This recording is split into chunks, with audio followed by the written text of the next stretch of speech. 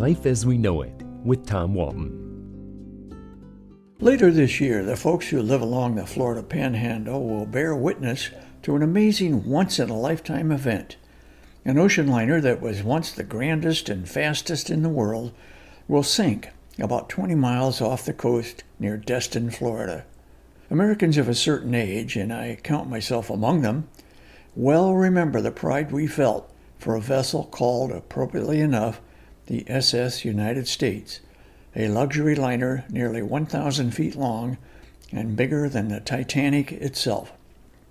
Soon it will meet the same fate as the Titanic, although no iceberg will be involved and no one will die.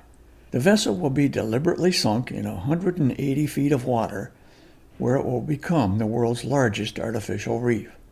Launched in the 1950s, the United States sailed the Atlantic Ocean in grand style, connecting North America and Europe, and doing so with grace and speed.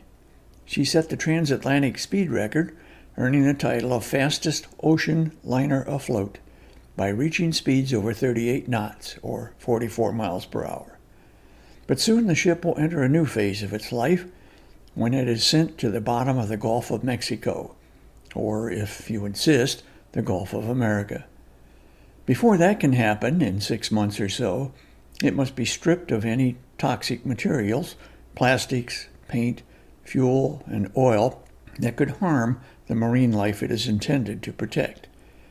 The Gulf's new man-made reef will be home to all manner of undersea critters, which will glide and swim and hopefully thrive in quarters that once housed the rich and famous. Throughout the 1960s, the passenger list of the SS United States included Princess Grace of Monaco, Harry Truman, Bob Hope, and Duke Ellington, just to name a few.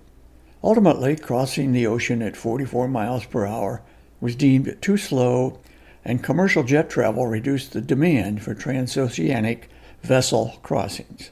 The ship was retired in 1969 and over time became a rusting hulk at a shipyard in Philadelphia. A group called the SS United States Conservancy wanted to convert it into a hotel like the Queen Mary in California, but those efforts failed. So last week the ship made its final cruise, towed and guided by tugboats, down the East Coast, around the tip of Florida, and up the Gulf to Mobile, Alabama, where it will be prepared for the big day it is sunk. Its service as an underwater habitat will be a fitting way to restore its stature after its unceremonious eviction from the Philadelphia shipyard for unpaid rent and damage to the pier. The SS United States has always been a point of national pride for me and millions of other Americans. I still remember building a scale model of the ship as a teenager and entering it in my school's science fair. I even won a ribbon, although if memory serves, it was not blue and it said participant. I hope the authorities allow the public to witness the sinking of the SS United States in person and pay their respects. The grand ship deserves a flotilla of mourners as this American icon slips beneath the waves. Life as We Know It is written and hosted by Tom Walton and is a production of WGTE Public Media. Life as We Know It with Tom Walton can be heard on WGTE FM 91 every Monday afternoon during All Things Considered at 5:44 p.m. Or hear past episodes at wgte.org/life.